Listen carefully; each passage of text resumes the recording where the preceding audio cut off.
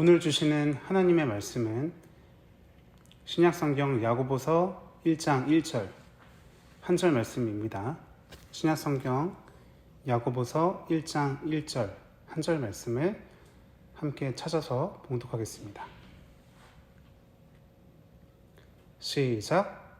하나님과 주 예수 그리스도의 종 야고보는 흩어져 있는 12지파에게 문안하노라. 아멘. 주어진 본문 말씀을 가지고 야고보서의 시작이라는 제목으로 말씀을 나눌 때 은혜의 시간이 되시기를 바랍니다. 신약 성경은 복음서와 사도행전을 제외하면 거의 다 서신서로 이루어져 있습니다. 서신서는 크게 사도 바울이 보낸 바울 서신과 바울 이외의 저자들이 쓴 공동 서신으로 나눌 수가 있습니다.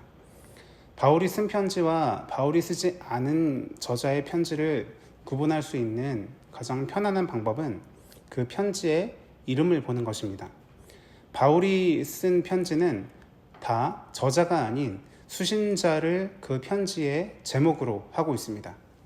로마서는 사도 바울이 로마에 있는 교회에 보낸 편지입니다. 고린도 전후서, 고린도 교회가 사도 바울이 수신자로 쓴 편지이죠. 디모데 전후서, 디모데가 수신자인 바울 서신입니다. 이런 식으로 바울 서신은 수신자를 편지 제목으로 하는데 반해 공동 서신은 저자를 제목으로 하고 있습니다. 베드로 전후서, 베드로가 편지의 저자입니다. 유다서, 유다가 저자입니다. 요한 1, 2, 3서, 사도 요한이 그 저자입니다. 오늘 우리가 살펴보게 될 야고보서도 야고보가 저자인 공동 서신에 속해 있습니다. 본문 1절 말씀 보시면 이렇게 나와 있습니다. 하나님과 주 예수 그리스도의 종 야고보. 이 야고보는 어떤 야고보일까요? 성경에는 다양한 야고보가 등장합니다. 대표적으로는 예수님의 수제자 3명, 베드로, 안드레, 야고보의 야고보가 있죠. 이 야고보는 세베대의 아들 야고보라고 합니다. 예수님의 제자 중 다른 야고보도 있습니다. 이 야고보는 알페오의 아들 야고보라고 나와 있습니다. 보통 이 야고보서의 저자로 인정받는 야고보는 이 예수님의 제자였던 2명의 야고보가 아니고 예수님의 형제, 예수님의 동생이었던 야고보를 가리킵니다. 야고보서를 쓴 사람이 예수님의 제자였던 야고보가 아니라 예수님의 형제 야고보라는 사실은 우리들에게 꽤나 큰 놀라움을 가져다 줍니다. 왜냐하면 주의 형제였던 야고보는 원래 예수님에 대한 믿음이 전혀 없는 사람이었기 때문입니다. 요한복음 7장 5절 말씀을 보면 이렇게 나옵니다. 이는 그 형제들까지도 예수를 믿지 아니함일러라. 예수님의 형제들은 예수님을 믿는 믿음이 없었습니다. 사실 예수님의 형제들뿐만 아니라 예수님의 고향인 갈릴리 나사렛 사람들 전체가 다 예수님을 믿는 믿음이 거의 없었죠. 예수님께서 마가복음 6장 4절에서 이런 말씀을 하시지 않았습니까? 선지자가 자기 고향과 자기 친척과 자기 집 외에서는 존경을 받지 못함이 없느니라. 아멘. 자기 집, 자기 가족, 자기 고향과 친척 사람들이 얼마나 예수님을 안 믿었으면, 배척을 했으면 예수님께서 이런 말씀을 하셨겠습니까? 그래서 고향 사람들이 믿지 않음으로 인하여 그 곳에서는 능력을 행하실 수 없었다라고 성경이 기록하고 있죠. 사실 우리 신앙도 그렇습니다. 우리 신앙을 가장 인정받기 어려운 곳이 바로 가정이고 가족들입니다. 교회에서는 존경받는 목사님, 장로님, 권사님, 집사님이어도 그분이 내 남편, 내 아내라면 내 아내와 남편과 자녀에게 정말 믿음 좋은 사람이다라고 인정받는 것은 참 쉽지가 않습니다. 자기는 변화받았다, 경건한 삶을 살고 있다고 담임 목사님한테 고백을 하는데 옆에서 듣고 있던 아내가 그럴 리가 없다. 이 사람 맨날 집에서 게임만 하고 또 술 마시고 그런다고 하면 참 난감하죠. 내 일거수일투족을 알아왔던 사람에게 인정받는 것은 참 쉽지가 않습니다. 그래서 사역자들도 사역자로서 가장 사역하기 어려운 곳이 자기의 모교회라고 합니다. 어렸을 때부터 같이 알아왔던 형, 오빠, 동생, 후배, 그리고 나를 아기 때부터 봤던 집사님, 권사님, 장로님들이 있는 곳. 그래서 그런 분들이 내 어렸을 때부터 나의 모난 모습들, 나의 약점들 다 아는 분들인데, 그런 분들이 갑자기 이 사람이 전도사님 됐다, 목사님 됐다고 하면 그런 대우를 해주는 게 쉽지 않은 거죠. 지금 우리 박경남 전도사님이 우리 교회에서 모교회에서 이렇게 사역을 하고 계시는데, 그 사역 가운데 있는 어려움이 바로 이런 류의 어려움일 것이다 라는 겁니다.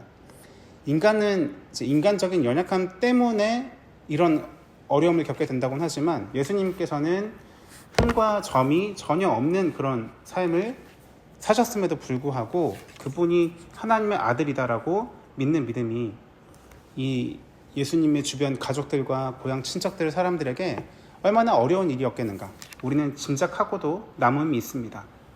그랬던 예수님의 동생 야고보가 예수님의 부활 사건 이후로 변화가 되었습니다. 사도행전 1장 14절 말씀을 보면 이런 말씀이 있습니다. 여자들과 예수의 어머니 마리아와 예수의 아우들과 더불어 마음을 같이하여 오로지 기도에 힘쓰더라. 아멘. 예수님의 승천 이후 다락방에 모여서 기도하던 사람들 중에 예수님의 아우들, 즉 오늘 본서의 저자가 되는 야고보도 함께 있었다라는 뜻입니다. 자신의 형을 하나님의 아들로, 구세주로 받아들일 수 없었던 사람이 어떻게 이렇게 극적으로 변화될 수가 있었을까요? 소위 부활장이라고 알려져 있는 고린도전서 15장 7절 말씀을 보면 예수님께서 자신의 부활하신 모습을 12제자와 500여 형제와 더불어 나중에 야고보에게까지, 즉 예수님의 동생에게까지 그 부활하신 부활체를 보여주셨다, 이렇게 기록이 되어 있습니다. 결국 부활하신 예수님의 모습을 실제로 보고 나서 야고보가 자신의 형을 하나님의 아들로, 자신의 구세주로 믿는 신앙이 생겨나게 되었다라는 것을 알 수 있습니다. 마치 의심이 많았던 도마가 예수님의 부활하신 몸을 직접 보고 경험하고 나서 예수님을 나의 주, 나의 하나님으로 고백할 수 있었던 것처럼, 야고보도 부활하신 예수님의 증거를 직접 경험함으로써 신자가 될 수 있었고, 이후 초대교회의 중추적인 역할을 감당하는 사명자가 될 수 있었다라는 것입니다. 야고보가 자기 자신을 무엇이라고 고백하는지 본문 1절 말씀을 다시 보시기 바랍니다. 하나님과 주 예수 그리스도의 종이라고 고백하고 있습니다. 아마 그는 예수님께서 공생의 사역을 하시고 계실 때는 자기 형을 미쳤다고 생각했을지 모릅니다. 왜 저러고 돌아다닐까? 가문의 망신이다. 전혀 이해하지 못했을 것입니다.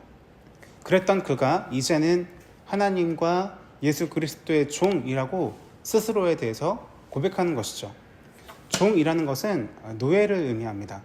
당시에는 노예 제도가 실제로 있었죠. 노예는 사람이 아닌 물건으로 취급되었습니다. 노예의 소유권, 노예의 생사 여탈권, 이런 것들이 모두 주인에게 귀속되어 있는 존재가 바로 노예입니다. 한때는 제정신이 아니라고 생각했던 형을 이제는 내가 그분의 종이요, 그분이 나의 삶의 주인이요, 나의 모든 것의 결정권자가 된다라는 것을 고백할 수 있게 된 이 힘은 바로 예수 그리스도의 부활을 생생하게 경험한 것에서 흘러나오게 되었습니다. 이렇게 결코 예수님을 믿지 않을 것 같은 사람도 변화될 수 있습니다. 그것은 살아계신 예수님을 경험할 때 가능해집니다. 아마 이 말씀을 듣는 여러분들 중에는 이렇게 질문하실 수도 있을 것입니다. 야고보는 예수님께서 부활하신 모습을 직접 보여주셔서 봤기 때문에 변화된 것이 아닙니까? 지금은 그렇게 직접 예수님의 부활하신 육신을 볼 수 없는데 어떻게 우리가 예수님을 직접 만나고 변화될 수가 있습니까? 그분의 못 박힌 손과 발에 직접 손을 넣어보기 전까지는 나는 결코 예수님의 부활을 인정할 수 없다라고 말했던 예수님의 제자 도마도 예수님의 부활체를 보고 그 즉시 그분이 나의 주, 나의 하나님이라고 고백할 수가 있었죠. 그때 예수님께서는 말씀하셨습니다. 너는 나를 본 고로 믿느냐? 나를 보지 못하고 믿는 자들은 복되도다. 이런 말씀을 하셨습니다. 고린도전서 15장에 나오는 부활의 증인들의 목록은 예수님의 부활하신 몸을 직접 목격한 사람들이라는 점에서 의미가 있습니다. 그러나 더 큰 복은 그 부활하신 몸을 직접 목격하지 못하고도 믿는 사람들에게 있습니다. 바로 저와 여러분들 같은 사람들을 가리키는 것입니다. 우리는 육신으로 부활하신 예수님의 부활체를 직접 보진 못했습니다. 그분의 손에 못 박힌 자국, 채찍에 맞은 자국 이런 것들을 볼 수 없었죠. 그러나 계시된 성경 말씀을 통해서 살아계신 예수님을 만난 것입니다. 무엇보다 분명하게 만났기 때문에 저와 여러분들도 본문의 야고보와 같이 나를 하나님과 예수 그리스도의 종이다, 예수님이 나의 주님이시다 라고 고백할 수밖에 없지 않습니까? 야고보나 도마나 바울은 우리와 같은 성정을 가진 사람이었습니다. 믿고자 하는 의지보다는 믿지 않고자 하는 마음이 훨씬 더 컸던 사람들이었습니다. 그러나 사도행전 4장에서 베드로와 요한이 우리는 보고 들은 것을 증거하지 않을 수 없다라고 고백했던 것처럼 우리 또한 우리가 직접 경험한 이 진리, 예수 그리스도라는 진리를 믿지 않을 수 없고 그 진리의 종이 되지 않을 수 없고 그 진리를 전하지 않을 수가 없는 것입니다. 믿지 않으려는 악한 성정을 가졌던 성경의 인물들이 이렇게 변화될 수 있었던 것처럼 우리도 이렇게 같은 성정을 가졌으나 이런 모습으로 변화될 수 있었습니다. 그러므로 혹시 지금도 여전히 완고한 마음을 품고 믿지 않으려는 사람들에게도 소망이 있습니다. 우리가 끝까지 그분들을 놓치지 말고 기도해야 하고 복음을 전해야 하는 이유가 바로 여기에 있는 것입니다.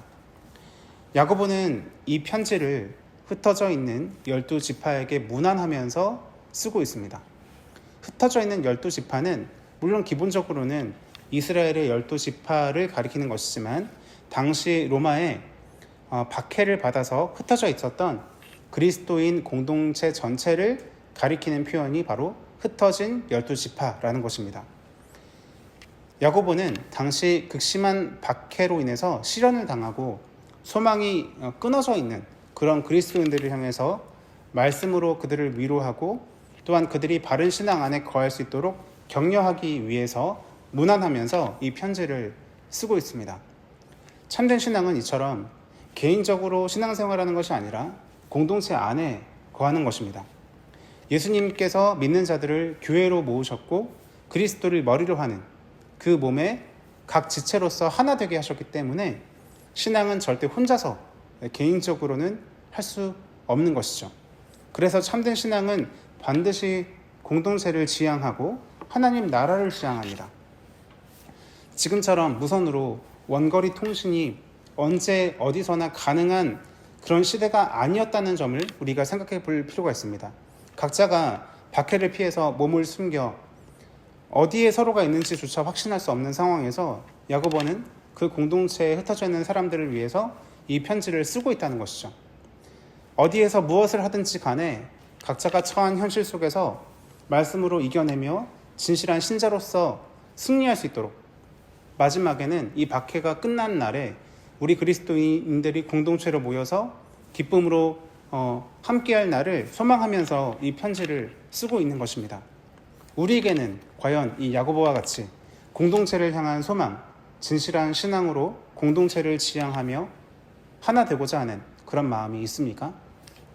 우리는 이 야고보서를 시작하면서 완고한 불신자였던 이 야고보의 변화된 모습을 보고 소망을 품게 됨과 동시에 진실한 신앙으로 돌이켜 이렇게 편지를 쓰고 있는 야고보의 모습을 통해서 도전도 받게 됩니다.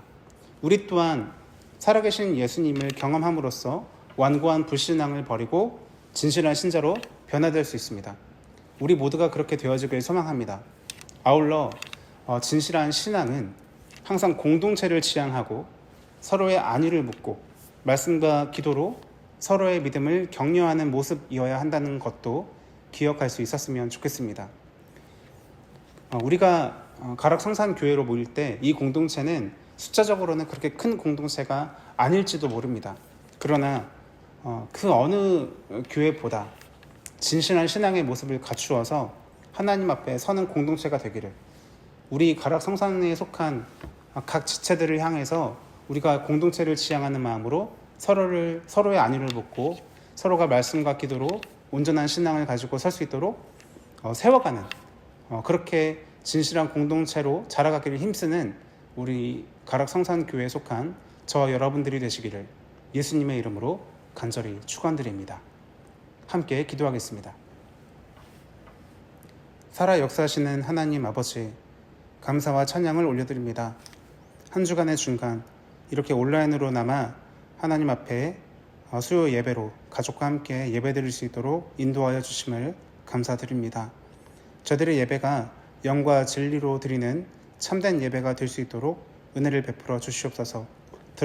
들었던 말씀처럼 우리 안에 살아계신 말씀으로 분명하게 기록되어진 예수 그리스도를 성령 하나님의 역사심을 통해 만날 수 있게 하시고, 그 경험이 살아 숨쉬는 진실하고 생생한 경험이 되어서 확실하게 하나님을 믿는 신앙, 도마가 그 의심을 풀고 예수님을 나의 주 나의 하나님이라고 고백할 수 있었던 것처럼 우리 또한 그렇게 예수님의 종이라고 나 스스로를 고백할 수 있는 그런 참된 신앙으로 설 수 있도록 역사하여 주시옵소서.